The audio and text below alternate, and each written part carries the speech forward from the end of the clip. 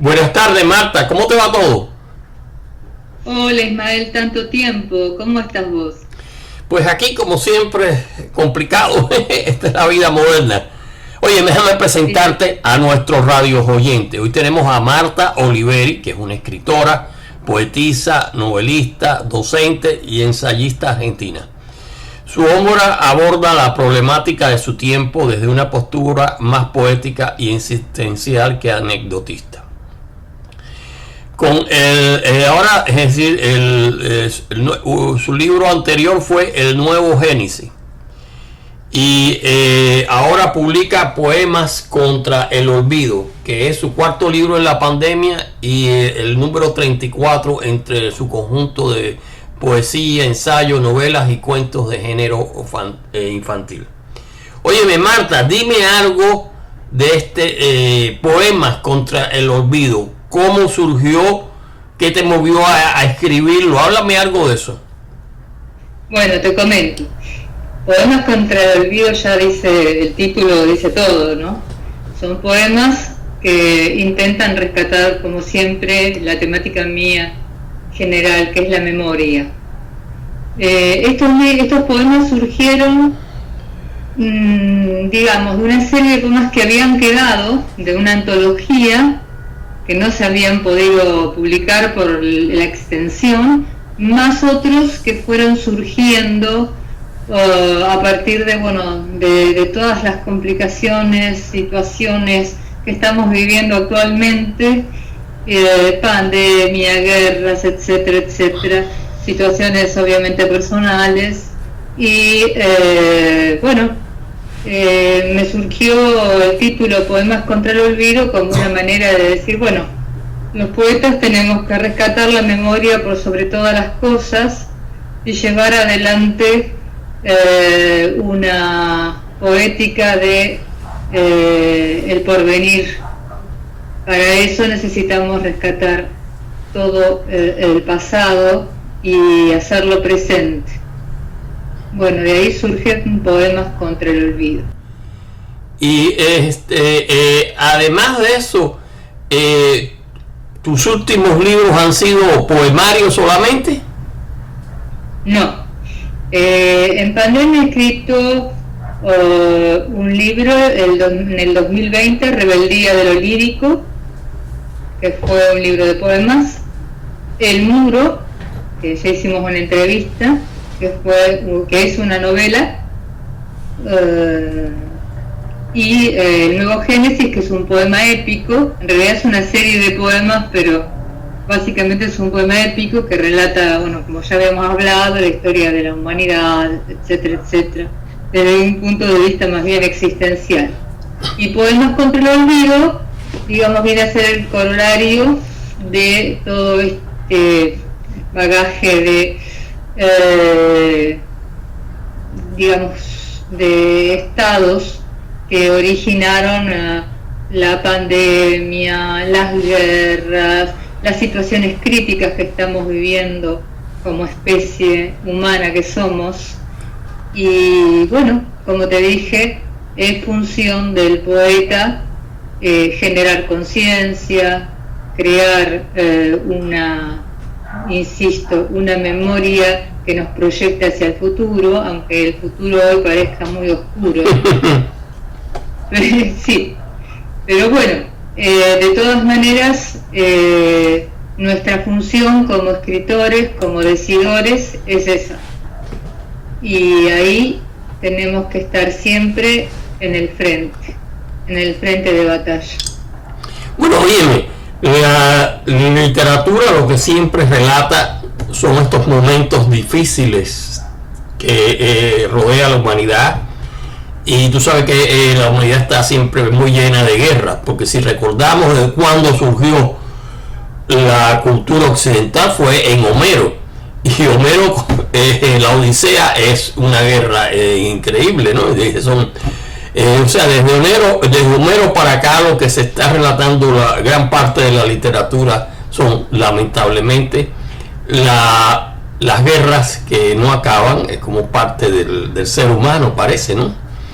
Y entonces... Casualmente, ¿Sí? sí, casualmente en el canal de Paco Literatura, que después vamos a ver un poema narrado por él, interpretado por él. Ahora en este momento está grabando la Odisea. Hoy justamente grabó un capítulo de la Odisea. Pero bueno, la Odisea en realidad es, como habíamos hablado anteriormente, es el regreso de Odiseo, de Ulises, desde Troya, buscando, digamos, su Ítaca, ¿no? Y todas las peripecias por las que tiene que pasar Polifemo, Circe, etcétera, etcétera, ¿no? Que ya conocemos. Claro. Sí, la humanidad, desde que el hombre, digamos, se asentó, dejó de ser nómada y se asentó y empezó a cultivar, eso lo dice Hauser, ¿no? En Historia de la Literatura y el Arte. Empezó a cultivar o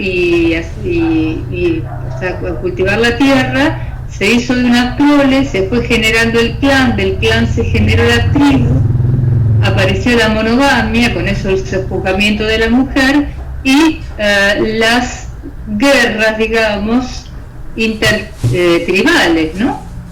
Que crearon, digamos, el origen, que generaron el origen de lo que podemos llamar historia, ¿no? Antes de la prehistoria, después de la prehistoria, quiero decir. Sí, claro, es decir, lamentablemente, como te decía, las guerras siempre han sido una parte importante de la literatura, porque es parte de todo ese desarrollo humano.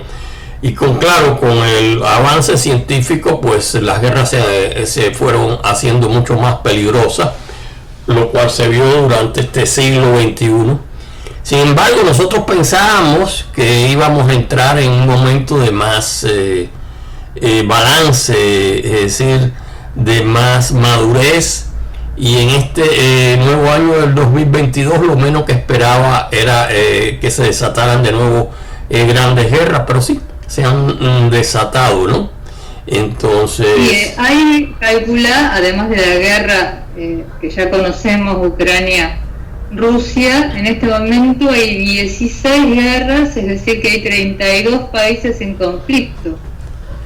Así que imagínate el nivel de gravedad que reviste todo esto. Claro, hay teorías que consideran a la guerra, teorías tremendas que consideran la guerra como la única forma de evolución. Creo que está en Maquiavelo, que no sé si es una teoría también darwinista, pero obviamente la guerra no conduce absolutamente a nada, solamente a la autodestrucción.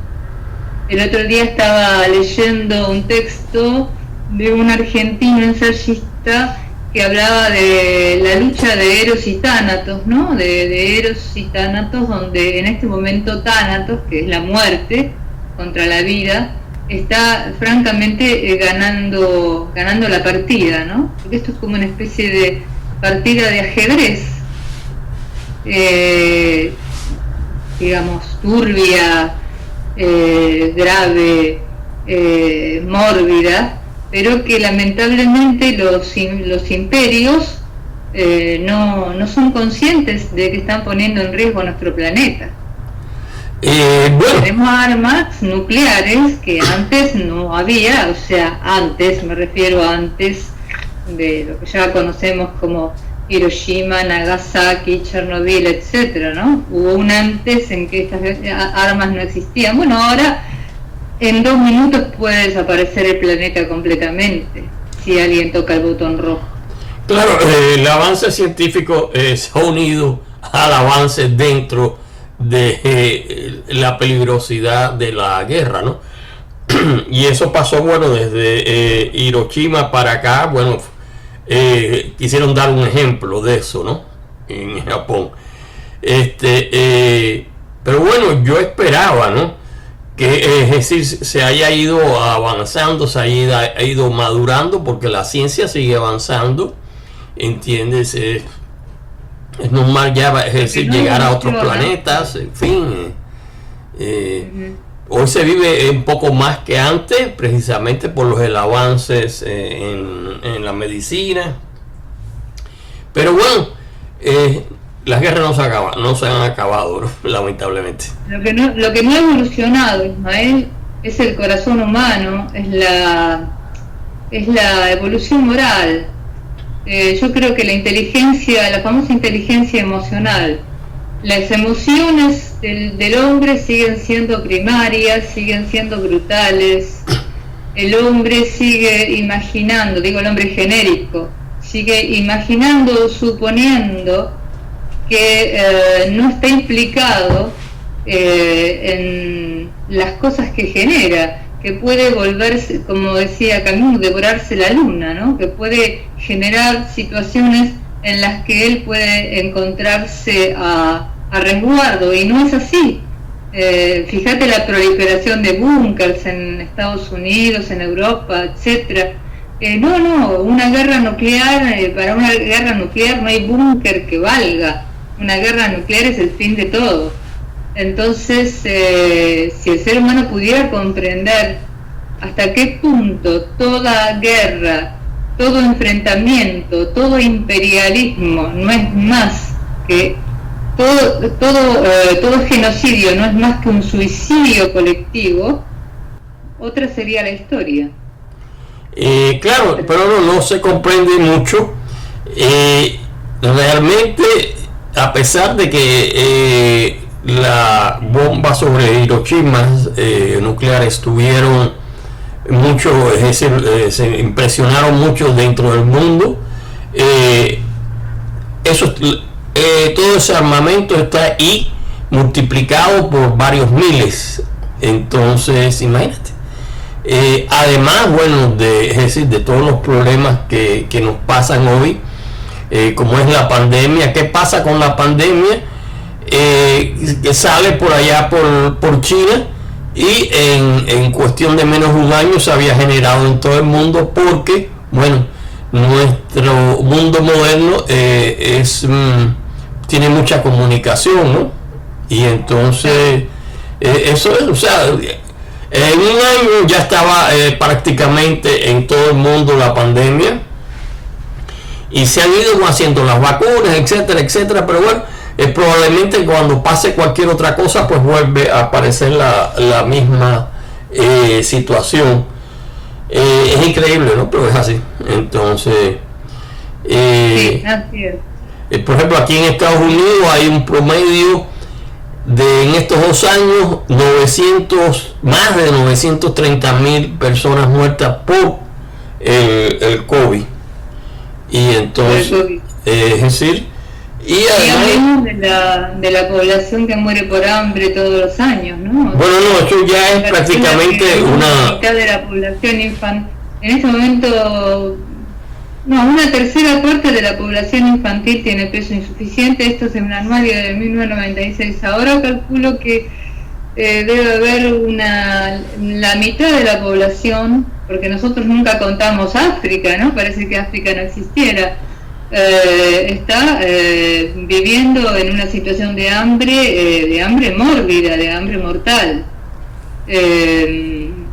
Por eso a esto le agregamos las guerras, las hambrunas, el COVID, tantas enfermedades que jamás se eliminaron, como, qué sé yo, la malaria, etcétera, etcétera, etcétera, ¿no?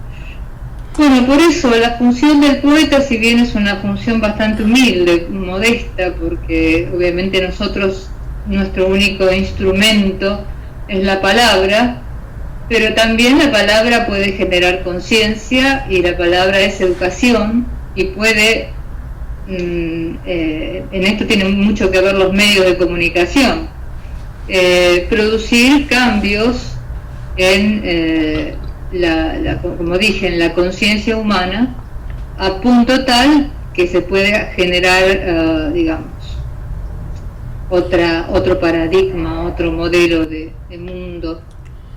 No quiero caer en utopías, pero sí es posible, digamos, es nuestra función en última instancia. La posibilidad está en veremos. Bueno, lamentablemente, como te decía antes, es decir, en esta parte es decir, de lidiar unos con otros, de menos ambiciones, de más pensar, meditar más y querer menos, pues no ha funcionado mucho nuestros avances científicos, lamentablemente. Hoy en día sí estamos más conectados, ¿no?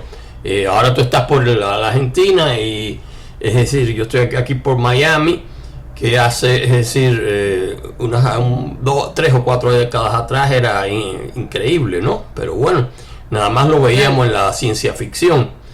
Hoy, es decir, podemos comunicarnos, es decir, casi en persona, ¿no?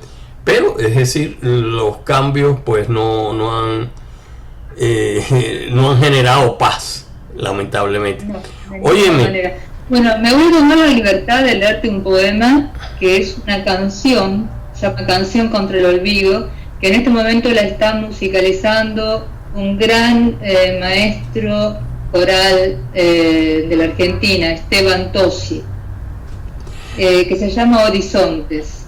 Ok, Creo perfecto. Que canto de esperanza. Ok. Te lo voy a leer. Muy bien, muy bien. Vamos a, sí. Bueno, se llama Horizontes, canción contra el olvido.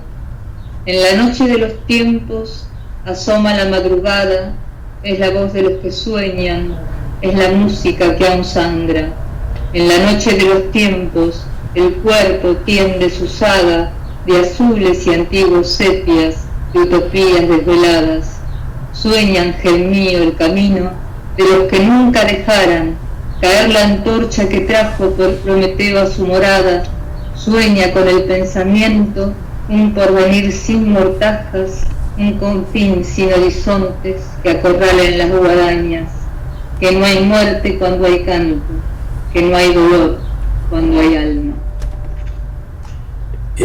Muy lindo poema, y el libro supongo que no he leído, pero es decir, también debe ser concatenado a toda esa belleza poética. La poesía, bueno, es parte de nuestro mundo más adelantado. Tú sabes que muchos científicos desprecian la poesía, ¿no? En muchas partes, pero es una parte importante de los adelantos de la universidad, desde aquella poesía. Claro, los científicos deberían entender que la poética, no te digo la poesía, pero la poética, el pensamiento poético, es de algún modo una expresión del imaginario colectivo que se adelanta a partir de los mitos y a partir de todo ese bagaje cultural que hay en el hombre, se adelanta incluso a proyectos científicos. Miralo a Julio Verne, Viaje a la Luna. Se adelantó, claro, se adelantó a un hecho. Bueno, Julio Verne se adelantó en muchas cosas, ¿no? No solo en el viaje a la Luna, los submarinos, bebidas de 20.000 euros, unas cuantas cosas. Era indudablemente. Tenemos a Ray Bradbury a través del tema de lo que sería Crónicas Marcianas con los viajes a Marte. En general los grandes escritores han sido visionarios, por eso profeta y poeta son términos hermanos. Si vos lo ves etimológicamente, profeta y poeta son más o menos lo mismo. Es el que viene a decir, es el que viene a contar una realidad que aún no ha sucedido, pero está inserta dentro de lo que sería la naturaleza humana, ¿no? Entonces, deberían escuchar más la voz de los poetas, de los escritores, de los pensadores y tener en cuenta eso cada vez que se hace algún proyecto de mundo. Sí, pero bueno, lamentablemente los políticos no son muy afines a la literatura y mucho menos a su parte poética. Pero óyeme, Marta. Yo no hablo de la literatura, discúlpame, ¿no? La interrupción. Yo no hablo de la literatura solamente, hablo de la literatura, la filosofía, el pensamiento, todo lo que hace a este bagaje de conocimiento que, de ser escuchado, estaríamos a años luz de la situación en la que estamos, porque hay una evolución, como vos bien dijiste, científica, pero no hay una evolución ética, moral y educativa. Todo esto es producto de la ausencia de la educación, es decir, de la inserción de todo este gran contenido valiosísimo en la educación desde la primera infancia.